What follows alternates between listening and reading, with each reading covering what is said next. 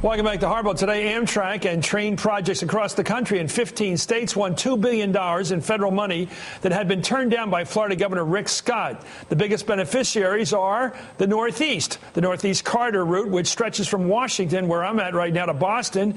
It gets the lion's share, nearly $800 million to upgrade and speed up the train travel between those two cities.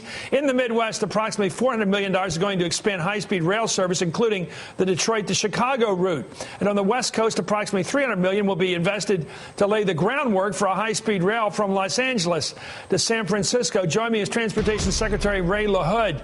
Mr. Secretary, we have a shared passion, but you're doing it, and I'm just thinking about it.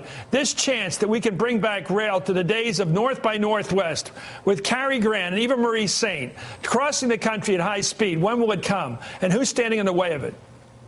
Well, nobody's standing in the way of it right now, Chris. The announcement today ups the amount of money that we've put out to $13 billion. There are two people that deserve the lion's share of the credit for this: President Obama and Vice President Biden. They had the vision. They are the train men of the 21st century. They will connect 80% of America with their plan, with their vision in the next 25 years. Half the time it took to build the interstate system. And this has never, this is 13 billion times more, Chris, than we've ever had for high-speed rail, thanks to President Obama and Vice President Biden. They deserve the credit for it.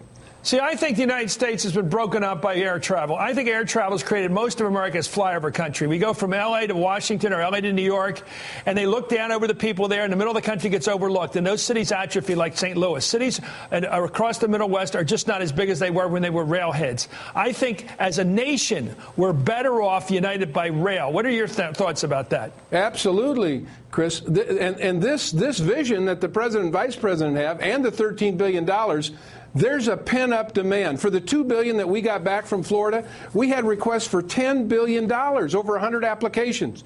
This is what Americans want. They're tired of congestion. They're tired of being stuck in their cars. They're tired of high gasoline prices, and they love the President's vision on this. Get out of your car, get on a fast-moving train efficiently. You can pay for it, and you get to your destination safely. Well, look at this. This is what the American people want, and politicians are finally catching up to what the politicians out in the country. And the other thing, Chris, is I was so pleased. I just returned from Michigan, where the new Republican governor accepted the money to get Michigan into the high-speed rail business from Detroit to Chicago. Shave off a good amount of time, but a real investment for the people. I give Governor Snyder a lot of credit. He's got a vision, and couple that with the vision of the mayor of Detroit, Dave Bing.